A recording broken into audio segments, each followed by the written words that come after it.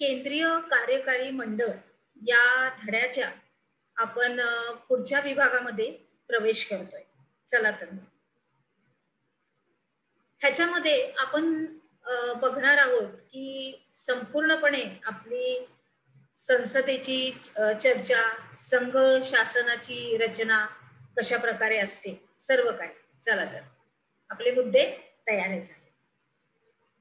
संघ शासनाची रचना. तर आता या पाठामध्ये आपण अभ्यास करणार आहोत मंत्रिमंडळाचा. कोणत्या? केंद्रीय मंत्रिमंडळाचा. तर मग संघ शासन म्हणजे काय? तर संघ शासन म्हणजेच केंद्र शासन आणि संघ शासनाचे खालील प्रमाणे घटक आहेत. बघा, आता खाली एक छोटीशी फीत दिलेली आहे, त्याच्यामध्ये आपण ती रचना समजावून घेऊया. सर्वात प्रथम वरती काय आहे? संघ शासन. त्याच्या खालोखाल कोण आहे? राष्ट्रपती. मग राष्ट्रपतीच्या मध्ये दोन हे आहेत, विभाग आहेत. आता राष्ट्रपती काय काय करतात बघा. एक आहे कायदे मंडळ त्यांचं आणि दुसरं आहे कार्यकारी मंडळ. कायद्याचं मंडळ आणि दुसरं जे काम करतात ते कार्यकारी मंडळ.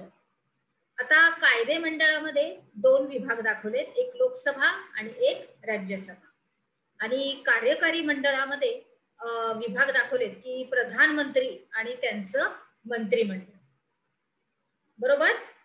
आता पुढे, आता त्याचा विस्तार. तर कायदे मंडळ, कार्यकारी मंडळ आणि न्याय मंडळ या शासन संस्थेच्या 3 शाखा आहेत. म्हणजे 3 शाखा असतातच. हा संपूर्णपणे विस्तार आहे त्याचा.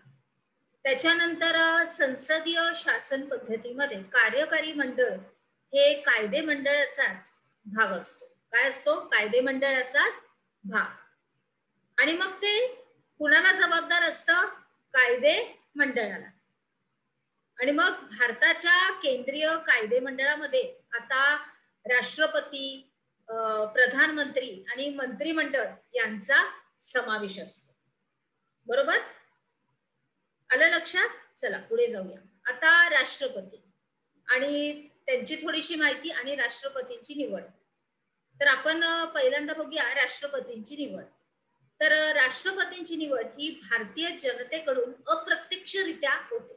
प्रत्यक्षरित्या होत नाही, तर अप्रत्यक्षरित्या. भारतातील सर्वसामान्य मतदार हे राष्ट्रपतींना अगदी थेटपणे निवडून देत नाहीत, तर त्यांनी निवडलेल्या संसद सदस्यांकडून आणि विधानसभा सदस्यांकडून राष्ट्रपती निवडले जातात. आता संसद सदस्य आणि विधानसभा या सदस्यांच्या या गटाला काय बोलतात? निर्वाचन मंडळ. काय बोलतात? संसद सदस्य आणि विधानसभा या सदस्यांच्या गटाला काय बोलतात? निर्वाचन मंडळ. आता पुढे राष्ट्रपती. तर भारताच्या संविधानातील तरतुदीनुसार राष्ट्रपती हे सर्वोच्च असे राष्ट्रप्रमुख असतात. त्याच्यानंतर राष्ट्रपतींचं पद हे अतिशय सन्मानाचं आणि प्रतिष्ठेचं असून ते भारतीय प्रजासत्ताकाचे प्रतिनिधित्व करतात. बरोबर. त्याच्यानंतर संविधानाने देशाची संपूर्ण अशी कार्यकारी सत्ता राष्ट्रपतींना दिलेली आहे. तसेच देशाचा कारभार हा राष्ट्रपतींच्या नावानेच चालतो. कुणाच्या? आपल्या देशाचा संपूर्ण जो काही कार्यकारी सत्ता ही राष्ट्रपतींना दिलेली आहे आणि देशाचा जो काही राज्यकारभार तो राष्ट्रपतींच्या नावाने चालतो. आणि असे असले तरी पण प्रत्यक्ष व्यवहारात प्रधानमंत्री आणि मंत्रिमंडळ हे राज्यकारभार बघत असतात. राष्ट्रपती पुढे असतात आणि व्यवहारात प्रधानमंत्री आणि त्यांचं मंत्रिमंडळ हे संपूर्णपणे राज्यकारभार बघत असतात. आणि म्हणूनच राष्ट्रपती हे नामधारी संविधानात्मक प्रमुख आहेत. कोण आहेत? संविधानात्मक प्रमुख. तर प्रधानमंत्री हे कार्यकारी प्रमुख आहेत. आलं लक्षात व्यवस्थित?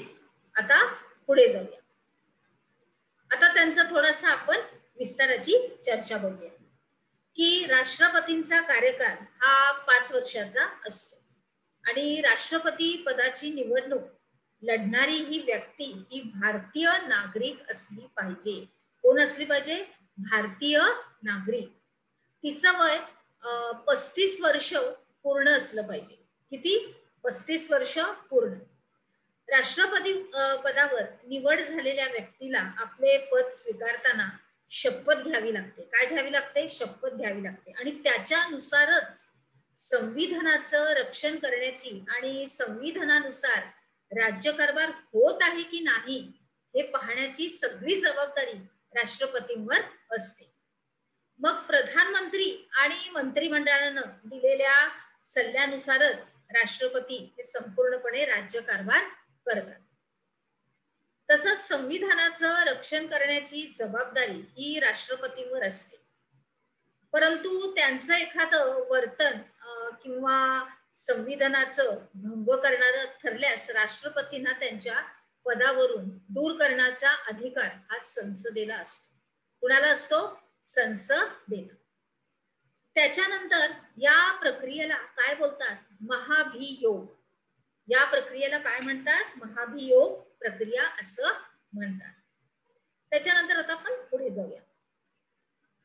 राष्ट्रपतींकडून संविधानाचा भंग झालेला असल्यास बघा, जर राष्ट्रपतींच्या हातून काही नियम काही अधिकार जर भंग झाले तर तसा आरोप कोणतेही एक सभागृह ठेवतं. मग ते कोणते बघूया. व त्या आरोपांची चौकशी हे दुसरं सभागृह करतं. म्हणजे दोन्ही सभागृहाच्या विशेष बहुमतानं, दोन्ही सभागृह आपली विशेष बहुमतानं म्हणजे 2/3 असा ठराव संमत होणं आवश्यक असतं आणि मग त्याच्यानंतर राष्ट्रपती पदावरून दूर होतात. आलं लक्षात? त्याच्यानंतर आता आपण काय शिकलो? संघ शासन म्हणजे काय? शासन संस्थेच्या शाखा किती आणि कोणत्या आहेत? आणि भारताच्या केंद्रीय कायदे मंडळामध्ये कोणाचा समावेश होतो?